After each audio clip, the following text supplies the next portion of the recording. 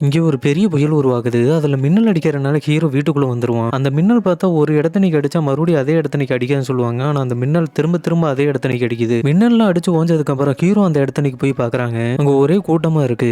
ரோட்ல ஒரு பெரிய பள்ளம் இருக்கு. அதுல இருந்து ஒரு பெரிய ரோபோட் வெளிய வர ஆரம்பிக்குது. வெளியே வந்து அங்க உள்ள மக்களை எல்லாம் தன்னோட பவரால துண்டு துண்டா ஆக்குது. ஹீரோ எப்படியோ வீட்டுக்கு வந்துடுறான். அங்க வந்து பார்த்தா சுத்தமா கரண்ட் இல்லை. எதுவுமே ஒர்க் ஆகல. வாட்ச் முதற்கொண்டு. சரின்னு அவனுக்கு தேவையான பொருள்லாம் எடுத்து ஒரே ஒரு கார் மட்டும் ஒர்க் ஆகுது. அதுல அவங்க ஃபேமிலியோட வேற இடத்துக்கு கிளம்பிடுறாங்க. ஆனா அங்கேயும் பார்த்தா அந்த ரோபோட்ஸ் எல்லாம் வர ஆரம்பிக்குது. ஆர்மி எல்லாம் வந்து அந்த ரோபோட் அட்டாக் பண்றாங்க. ஆனா அதை சுத்தி ஒரு பெரிய ஷீல்டு இருக்கு. எவ்வளவு மிசைல வச்சு அடிச்சாலும் வெளியே வெடிச்சிருது. இங்க அப்பாவும் மகளும் வீட்டுக்குள்ள ஒளிஞ்சிருக்காங்க. அங்க இருந்து அந்த ரோபோட் பண்றதை பாக்குறாங்க. மனுஷங்கள்ல இருந்து ரத்தத்தை எடுத்து அது உயிர் வாழுது. அந்த ரோபோட்டு கிட்ட அப்பாவும் மகளும் மாட்டிக்கிறாங்க. நம்ம ஹீரோ கையில பாம் வச்சிருக்கான். கரெக்டா உள்ள பிடிச்சிட்டு போகும்போது பாம் மட்டும் வச்சுட்டு இவனை வெளியே எடுத்து போட்டுருவாங்க. அந்த ரோபோட் வெடிச்சு எப்படியும் அப்பாவும் மகளும் தப்பிச்சிருவாங்க. ஆனா விடிஞ்சு பார்த்தா அங்க இருக்கிற ரோபோட் எல்லாம் செயலிழந்து கிடக்கு. ஏன்னா மனிதனோட ரத்தத்துல கெட்ட பாக்டீரியாவும் இருக்கும், நல்ல பாக்டீரியாவும் இருக்கும். அதை அந்த ஏலியனால தாங்கிக்க முடியல. எல்லாமே கொஞ்சம் கொஞ்சமா உயிரிழக்க ஆரம்பிக்குது.